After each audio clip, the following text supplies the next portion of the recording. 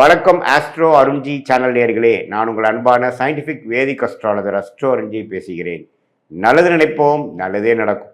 இந்த வீடியோவில் நம்ம என்ன பார்க்க போறோம்னா, மே 2026 ரிஷபராசிக்காரர்களுக்கு எத்தகைய ஒரு மாதமாக பலாபலன்கள் நிறைந்த ஒரு மாதமாக இருக்க போகுதுங்கிறது சயின்டிஃபிக் வேதிக் அஸ்ட்ராலஜி முறையில் எந்த விதத்திலும் மிகைப்படுத்தாமல் மூட நம்பிக்கைக்குள்ள பரிகாரங்கள் அது மாதிரி விஷயத்தில் போகாமல் இந்த ஒளி தத்துவம் உங்களுடைய போன ஜென்மத்தில் செய்த பாவ புண்ணிய கர்மா இந்த ஜென்மத்தில் உங்களுடைய ஜாதகமாக கோச்சார அமைப்பாகவும் தசாபுக்திகளாகவும் எப்படி உருவெடுக்க போகிறது, எது மாதிரி விஷயங்கள் அடுத்து வரக்கூடிய அமைப்பு இருக்கு, எது மாதிரி வாழ்க்கை சம்பவங்கள் வரப்போகுது, எது மாதிரி விஷயங்கள் நமக்காக காத்திருக்குதுங்கிறது மே 2026 ரிஷபராசிக்காரர்களுக்கு எப்படி இருக்க போகுதுங்கிறது சயின்டிஃபிக் வேதிக் அஸ்ட்ராலஜி முறையில் துல்லியமாக பார்க்க போகிறோம்.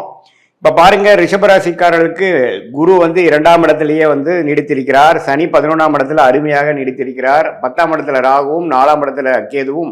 எந்த ஒரு மாற்றமும் மே மாதம் நடக்க போகிறதில்லை, எந்த ஒரு பயிற்சியும் நடக்க போகிறதில்லை. ஆண்டு கிரகத்தை பொறுத்த வரைக்கும் ஜூன் முதல் வாரத்தில் தான் குரு பயிற்சி ஆகுதுங்கிறது உங்களுக்கு தெரியும். மே மாதத்தில் ஒன்றும் மாற்றங்கள் இல்லை, பயிற்சிகள் கிடையாது. அதே சமயத்தில் ரிஷபராசிக்காரர்களுக்கு அதிபதி சுக்கிரன், அவர் எப்படி இருக்காருன்னு பார்த்தீங்கன்னா, சுக்கிரன் ராசிக்குள்ளேயே இருப்பது மிகவும் அருமை. மாதம் ஸ்டார்ட் ஆகும் பொழுது சுக்கிரன் ராசிக்குள்ளேயே இருக்கிறார். மாதத்தின் 3வது வாரம் 4வது வாரம் second half of the May month தான் பார்த்தீங்கன்னா 2ஆம் இடம் என்று சொல்லப்படுகிற மிதுனத்துக்கு மாறுகிறார். ஸோ ராசி அதிபதியோட சஞ்சாரம் அருமையாக இருப்பது ஒரு அருமையான விஷயம் ரிஷபராசிக்காரர்களுக்கு. அதே சமயத்தில் சூரியன் புதன் 12ஆம் இடத்தில் இருக்கிறார் முதல் 2 வாரம். அதுக்கப்புறம் செகண்ட் ஹாஃப் பார்த்தீங்கன்னா ராசிக்குள்ளேயே வருவதும் அருமை. ஸோ அதே மாதிரி செவ்வாய் 11ஆம் இடத்திலிருந்து 2வது வாரம் 3வது வாரத்துக்கு அப்புறம் செகண்ட் ஹாஃப் 11ஆம் இடத்துக்கு வருகிறார், 12ஆம் இடத்துக்கு வரார். இது எல்லாம் என்ன காட்டுது அப்படின்னா, நல்லாவே வேலை, தொழில், பணம் அது மாதிரி விஷயங்கள்லாம் கொஞ்சம் ஓரளவுக்கு பிரச்சனை இல்லாமல் இருக்கு. மனசுல கொஞ்சம் சந்தோஷம் இருக்கு, குடும்பத்தில் குதூகலம் இருக்கு. ஏன்னா சுக்கிரன் ராசிக்குள்ள வரும்பொழுது பார்த்தீங்கன்னா சுவாரஸ்யங்கள் இருக்கும். குரு வேற 2ஆம் இடத்துல இருந்து நல்லாவே நல்ல அமைப்பில் இருக்கிறார். ஸோ கண்டிப்பாக உங்களுக்கு போன 6 மாதமாக இருந்ததோட மே மாதங்கள் சில விஷயங்கள், காதல் விஷயங்கள், குடும்பத்தில் மனைவியாக இருந்தால் கணவன், கணவனாக இருந்தால் மனைவி, எதிர்பாலத்தின் மேலே கொஞ்சம் அன்பு பாராட்டுற மாதிரி, கொஞ்சம் புரிதல் அதிகமாகிற மாதிரி, சில விஷயங்கள் நல்லது நடக்கிற மாதிரி ரிலேஷன்ஷிப் கெயின் கிடைக்கக்கூடிய அமைப்பு ரிஷபராசிக்காரர்களுக்கு உண்டு. சுக்கிரன் எந்த விதத்திலையும் பாதிக்கப்படாமல் ராசிக்குள்ளேயே ஆட்சி பலத்தோடு இருப்பது மிகவும் அருமை. அதே சமயத்தில் சூரியனும் புதனும் ராஜோகாதிபதியாகிய புதனும் மாதத்தின் செகண்ட் ஹாஃப் ராசிக்குள்ள வருவது மிகவும் அருமை. ஸோ செகண்ட் ஹாஃப் பல விஷயங்கள் நம்மளால காத்துட்டு இருக்கிற சில விஷயங்கள்லாம் டக்குன்னு நடந்துருச்சு சாமி அப்படிங்கிற மாதிரி கொடுக்கக்கூடிய ஒரு அற்புதமான ஒரு மாதமாக ரிஷபராசிக்காரர்களுக்கு மே 2026 வருகிறதுங்கிறது நம்ம தெரிஞ்சுக்கணும். ஸோ இது ஒரு பொற்காலம்தான். ஏன்னா ராசி அதிபதி சனி பார்வை பெறாமல், ஆனால் என்ன இதில் 3ஆம் பார்வை சனி பார்வை பெறுகிறது. செவ்வாய் வேற சனியோட சேர்ந்துருக்கு. இதில் அதனால என்ன ஆகும்னா, கொஞ்சம் செகண்ட் ஹாஃப் ஃபர்ஸ்ட் ஹாஃப் ஒரு சுமாராகவும், செகண்ட் ஹாஃப் இன்னுமே நல்லா இருக்கிற மாதிரியும் இருக்கும். ஸோ ஃபர்ஸ்ட் ஹாஃபில் பார்த்தீங்கன்னா சில ரிலேஷன்ஷிப் விஷயங்கள், குடுக்கல் வாங்கல் விஷயங்கள், பங்குதாரர் விஷயங்கள், குடும்பம் அமைதி, அதுல எல்லாம் கொஞ்சம் பிரச்சனைகள் தீரும். ஆனால் கோயிங் ஃபார்வர்ட் செகண்ட் வீக்லேருந்து 3rd வீக்லேருந்து பார்த்தீங்கன்னா இன்னுமே கொஞ்சம் நல்ல பேச்சப் ஆகிறது, இன்னும் கொஞ்சம் பிரச்சனைகள் விலகிறதுங்கிற மாதிரி ஒரு நல்ல அமைப்புகள் இருக்குது.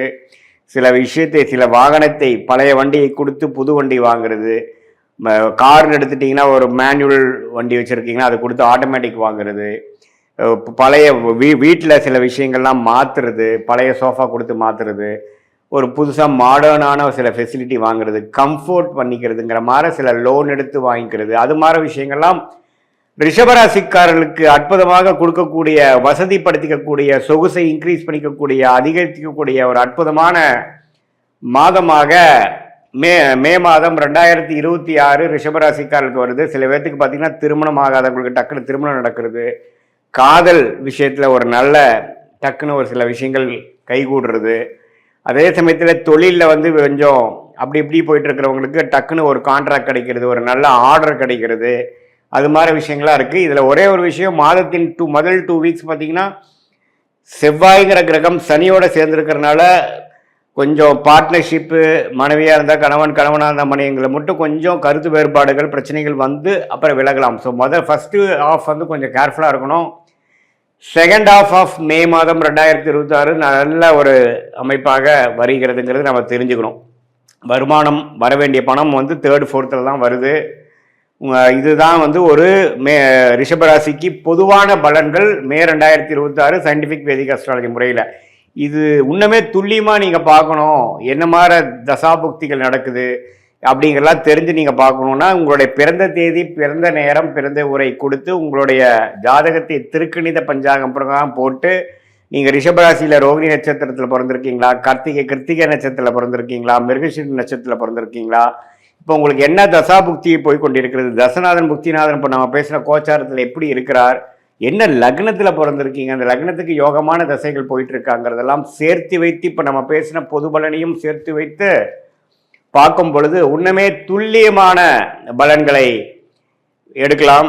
இன்னுமே அதை வந்து நம்ம வந்து அடுத்து வரக்கூடிய ஷார்ட் டேர்ம் எப்படி இருக்குது, அடுத்து வரக்கூடிய லாங் டேர்ம் விஷயங்கள்லாம் எப்படி இருக்குது, எந்த மாதிரி விஷயத்தில் கேர்ஃபுல்லாக இருக்கணும், எந்த மாதிரி விஷயத்தை வந்து நமக்கு பிராப்தமாக இருக்குது, எந்த நேரத்தில் நமக்கு நல்ல மாற்றங்கள் உண்டு, எதை எப்போது எதிர்பார்க்கலாம் அப்படிங்கிற விஷயத்தை நம்ம தெரிந்து கொண்டேனால் அதுக்கு தகுந்த மாதிரி வாழ்க்கையில் நம்மளுடைய எதிர்பார்ப்புகளையும் செயல்பாடுகளையும் அதுக்கு தகுந்த மாதிரி நாம் வந்து வடிவமைத்து கொண்டு அது பிரகாரம் நம்ம வாழும் பொழுது தேவையற்ற ஃப்ரஸ்ட்ரேஷன்ஸ், தேவையற்ற ரெஸ்ட்லெஸ்னஸ், தேவையற்ற அதிருப்திகள், விரக்திகள், அது மாதிரி விஷயங்கள்லாம் தவிர்த்து எது எப்போ நடக்குமோ அதை கரெக்டான நேரத்தில் கரெக்டான இதில் செஞ்சு எதையுமே நாம் அதிகமாகப்படுத்தி தேவையற்ற விரயங்கள், தேவையற்ற சமய விரயங்கள், தேவையற்ற பொருள் விரயங்களை செய்து அதுக்கப்புறம் பார்த்திங்கன்னா அடடா இது நமக்கு செட் ஆகலை அப்படின்னு தெரிஞ்சு அதுக்கப்புறம் கரெக்டான பாத்துக்கு வரும்பொழுது நமக்கு பணமும் போச்சு, டைமும் போச்சு.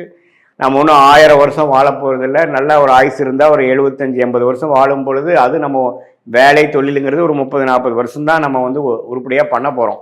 அதில் வந்து நிறைய தவறுகளும் பிரச்சனைகளும் தேவையற்ற விஷயங்களும் நாம் செய்யும் பொழுது நம்மளுடைய முயற்சி, நம்மளுடைய வளர்ச்சியை நாமளே தடுத்து நம்மளுடைய வேகத்தை குறைக்கக்கூடிய அமைப்பாக போய்விடும். அதற்காக நம்ம இந்திய வேத ஜோதிடம் ஆகிய சயின்டிஃபிக் வேதிக் அஸ்ட்ராலஜி முறையில் நம்ம வந்து உங்கள் பிறந்த தேதி, பிறந்த நேரம், பிறந்த உரை வைத்து உங்களுடைய திருக்கணித பஞ்சாங்கத்தில் ஒரு ஜாதகத்தை போட்டு பொது பலனையும் துல்லியமான பலனையும் சேர்த்து வைத்து பார்க்கும் பொழுது என்ன விஷயங்கள் எப்போ நடக்கும், எது டிலே ஆகும், எது வந்து நடக்கும், வேலையா, தொழிலா, அல்லது வெளிநாடா, உள்நாடா, அரசு உத்தியோகமா, பிரைவேட் செக்டாரா, எது நமக்கு செட் ஆகும், என்ன டொமைன் நமக்கு நல்லா இருக்குது, எந்த கிரகம் வலுவாக இருக்குது, எப்போ வந்து நமக்கு கல்யாணம் நடக்கும், எப்போ குழந்தை பெறும், எது மாதிரி விஷயத்தில் எப்போ பண்ணலாம், நமக்கு லேட் மேரேஜா, ஏர்லி மேரேஜா, காதல் திருமணமா, அரேஞ்ச் மேரேஜா, இது மாதிரி பிராப்தங்கள் நம்மளை காத்து கொண்டிருக்கிறதுங்கிறது துல்லியமாக எதையுமே மிகைப்படுத்தாமல் உள்ளது உள்ளவாறு நம்ம சயின்டிஃபிக் வேதிக் அஸ்ட்ராலஜி பார்க்கும் பொழுது வாழ்க்கையில் எதிர்நீச்சல் போடாமல் எளிதில் வெற்றி பெற முடியும் என்று சொல்ல விரும்புகிறேன். மீண்டும் மற்றொரு காணொலியில் சந்திப்போம். நன்றி, வணக்கம்.